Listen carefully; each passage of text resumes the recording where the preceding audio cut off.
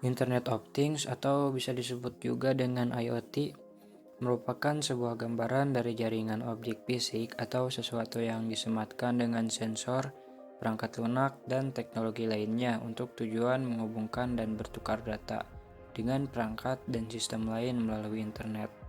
Perangkat IoT pertama di dunia ditemukan pada awal tahun 1980-an di Carnegie Mellon University. Sekelompok mahasiswa dari universitas menciptakan cara untuk membuat mesin penjual Coca-Cola kampus. Kemudian mereka melaporkan isinya melalui jaringan agar mesin itu tidak kehabisan Coca-Cola. Mereka memasang saklar mikro ke dalam mesin untuk melaporkan berapa banyak kaleng Coca-Cola yang tersedia dan apakah kaleng itu dalam kondisi dingin atau tidak. Namun istilah IoT ini pertama kali dimunculkan oleh Kevin Ashton, yaitu seorang direktur Auto ID Center dari MIT pada tahun 1999 dalam salah satu presentasinya.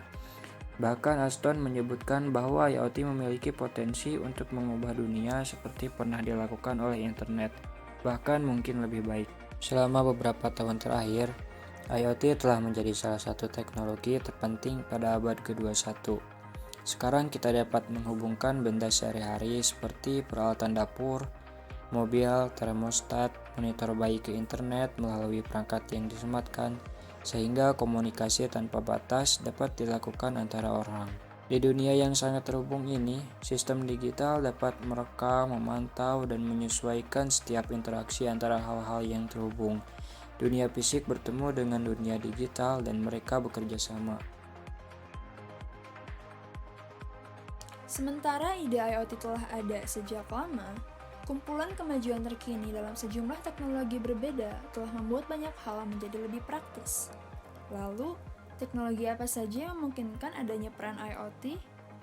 1. Akses to low-cost, low-power sensor technology. Hal ini membantu kegiatan untuk berbiaya rendah dan berdaya rendah. Sensor yang terjangkau dan andal memungkinkan teknologi IoT untuk lebih banyak produsen. 2. Connectivity. Sejumlah protokol jaringan untuk internet telah memudahkan untuk menghubungkan sensor ke cloud dan hal lainnya untuk transfer data yang lebih efisien. 3. Cloud Computing Platforms. Peningkatan ketersediaan platform cloud memungkinkan bisnis dan konsumen untuk mengakses infrastruktur yang mereka butuhkan agar lebih ditingkatkan tanpa benar-benar harus mengelola semuanya. 4. Machine Learning and Analytics. Dengan kemajuan dalam pembelajaran mesin dan analitik, serta akses ke beragam dan sejumlah besar data yang disimpan di cloud, bisnis dapat mengumpulkan wawasan dengan lebih cepat dan lebih mudah. Munculnya teknologi terkait ini terus mendorong batas-batas IoT dan data yang dihasilkan oleh IoT juga memberi masukan teknologi ini. 5. Conversational Artificial Intelligence atau AI. Kemajuan dalam neural networks telah membawa pemrosesan Natural Language Processing atau NLP ke perangkat IoT seperti asisten pribadi digital Alexa, Cortana, dan Siri menjadi lebih menarik, terjangkau, dan layak digunakan di rumah. Penelitian menunjukkan bahwa dampak IoT di dunia akan sangat besar di tahun-tahun mendatang. Pertumbuhan pengaruh dan penerapannya dapat dinilai dari pola konsumen untuk hiburan dan media, infrastruktur dan manajemen energi, pertanian, transportasi, dan bahkan perawatan medis. Mengingat tren saat ini, dampak IoT pada kehidupan manusia meningkat secara eksponensial dan akan terus meningkat. Namun, pertanyaan telah muncul secara bersamaan tentang bahaya dan potensi risiko menanamkan IoT ke dalam semua aspek kehidupan manusia.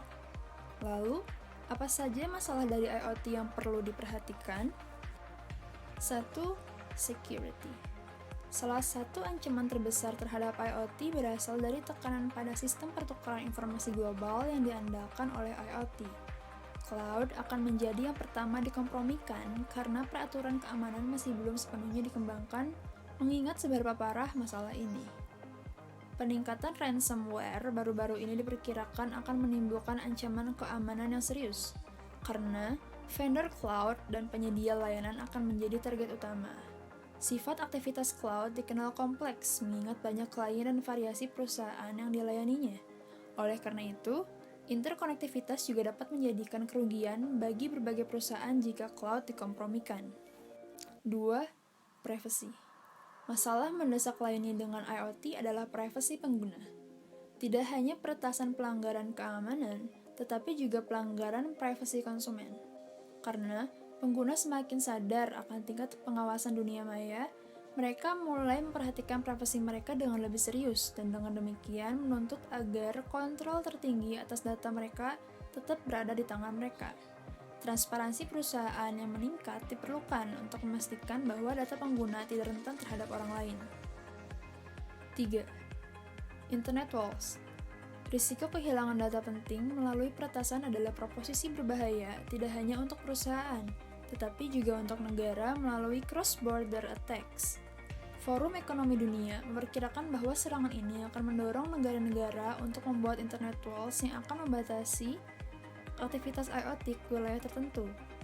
Selain itu, negara pada akhirnya akan termotivasi untuk melindungi kepentingan ekonomi mereka, karena pemerintah tidak dapat beroperasi secara bebas dalam sistem global perusahaan dan perusahaan online. Pada akhirnya, mereka akan mengkompromikan gagasan IoT sebagai penghalang yang mencegah pertukaran data yang tidak diatur yang diminta oleh banyak perusahaan. Regulasi seperti ini juga akan menjadi penghambat kemajuan teknologi dengan memperlambatnya secara substansial. 4. Cloud Attacks. Mencermati jejak perang digital dewasa ini, kemungkinan besar ancaman potensial berikutnya terhadap IoT adalah jaringan cloud. Ini karena jaringan cloud memiliki stok data terbesar untuk menjalankan IoT. Menurut statistik baru-baru ini, biaya ekonomi tahunan dari kejahatan dunia maya diperkirakan sekitar 1 triliun US dollar pada tahun 2017, yang merupakan kelipatan dari biaya agregat tahun 2017 yang mencapai hampir 300 miliar US dollar dari bencana alam. Untuk memahami besarnya masalah, laporan Forum Ekonomi Dunia mengutip sebuah studi yang mengemukakan bahwa jika satu penyedia cloud dihapus, maka akan menimbulkan kerugian finansial sebesar 50 miliar US dollar hingga 120 miliar US dollar. Beragam jenis pelanggaran lalu lintas, seperti tidak menggunakan helm untuk pengendara bermotor, tidak memiliki SIM, melanggar lampu lalu lintas, dan masih banyak pelanggaran lainnya, umumnya akan diproses oleh pihak yang berwenang. Proses tersebut biasa kita sebut dengan penilangan. Proses ini biasanya dilakukan oleh seorang polisi lalu lintas dengan memberikan sanksi berupa surat tilang kepada pelanggar.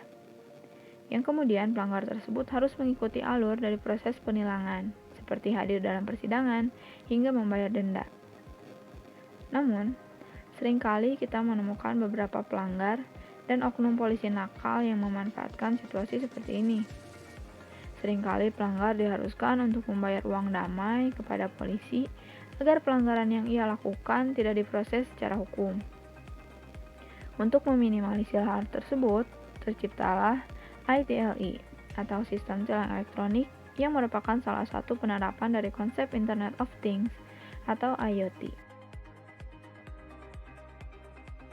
ITLE atau singkatan dari Electronic Traffic Law Enforcement adalah suatu sistem penegakan hukum di bidang lalu lintas yang berbasis teknologi dengan menggunakan perangkat elektronik berupa kamera CCTV yang dapat mendeteksi dan merekam berbagai jenis pelanggaran lalu lintas yang kemudian mengirimnya ke database. ITLE juga dapat menyajikan data kendaraan bermotor secara otomatis berbasis Automatic Number Plate Recognition atau ANPR. Beberapa hal yang dapat dilakukan oleh ITLE diantaranya, ITLE dapat menangkap plat kendaraan yang melaju dengan kecepatan tinggi, mengawasi pelanggaran selama 24 jam, mendeteksi pelanggaran traffic light, pelanggaran marka jalan, pelanggaran ganjil genap, pelanggaran yang tidak menggunakan helm, pelanggaran melawan arus, dan pelanggaran tidak menggunakan sabuk pengaman. Sistem tilang elektronik atau ITLE ini pada tahap pertama telah berlaku secara nasional sejak tanggal 23 Maret 2021 di 12 provinsi di Indonesia dan total terdapat 244 kamera tilang elektronik yang sudah terpasang. Adapun cara kerja dari ITLE ini, yang pertama adalah mendeteksi. Perangkat ITLI secara otomatis menangkap pelanggaran lalu lintas yang dimonitor dan mengirimkan media barang bukti pelanggaran tersebut ke back office ITLI di RTMC atau Regional Traffic Management Center Polda setempat. Tahap yang kedua adalah mengidentifikasi. Petugas akan mengidentifikasi data kendaraan menggunakan Electronic Registration and Identification sebagai sumber data kendaraan. Kemudian tahap yang ketiga adalah mengirim surat. Petugas akan mengirimkan surat konfirmasi ke alamat publik kendaraan bermotor untuk permohonan konfirmasi atas pelanggaran yang terjadi. Tahap keempat adalah konfirmasi. Penerima surat memiliki batas waktu sampai dengan 8 hari dari terjadinya pelanggaran untuk melakukan konfirmasi melalui website atau datang langsung ke kantor Subdirektorat Penegakan Hukum. Tahap yang kelima adalah menerbitkan surat tilang. Setelah pelanggaran terkonfirmasi, petugas menerbitkan surat tilang dengan metode pembayaran via BRI Virtual Account untuk setiap pelanggaran yang telah terverifikasi. Sebagai catatan, apabila terdapat kegagalan pemilik kendaraan untuk konfirmasi pelanggaran, maka hal ini akan mengakibatkan pemblokiran STNK sementara.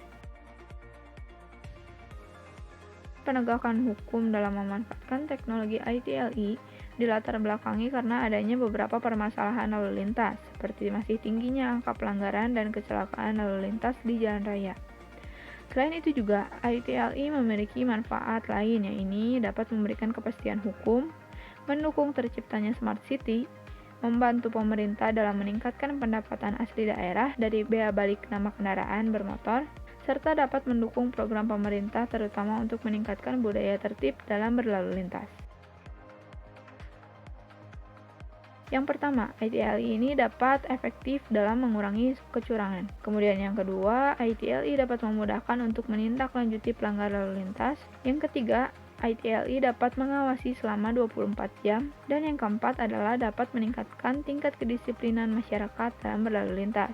Di samping kecanggihan teknologi dan kelebihan yang dimilikinya, ITLI masih memiliki beberapa kekurangan, diantaranya seperti pada wilayah DKI Jakarta, ITLI tidak dapat mendeteksi plat nomor non-B, yang artinya jika ada kendaraan plat nomor non-B yang melanggar, ITLI tidak dapat melakukan penegakan hukum untuk pelanggaran tersebut. Kemudian kekurangan yang selanjutnya adalah tempat pembayaran sanksi tilang hanya dapat dilakukan di Bank BRI saja, sehingga pelanggar yang tidak memiliki Bank BRI akan kesulitan untuk membayar sanksinya. Pelanggaran yang ketiga adalah surat pelanggaran sanksi ITLI akan memproses kendaraan yang sudah balik nama. Jadi, apabila ada kendaraan yang belum balik nama dan mendapatkan sanksi tilang, ia akan mengalami kesulitan karena surat tersebut akan dikirimkan ke alamat pemilik sebelumnya. Dan kekurangan yang keempat adalah ITLI tidak bisa mendeteksi nomor plat polisi palsu. Sehingga peran IoT dalam kehidupan manusia saat ini tentunya sangat menguntungkan apabila dapat dikelola dengan baik dan memiliki sasaran yang tepat. Terlebih lagi, dengan memanfaatkan beragam teknologi yang ada pada saat ini, dapat mendukung penerapan IoT menjadi lebih baik lagi dalam memudahkan kehidupan manusia.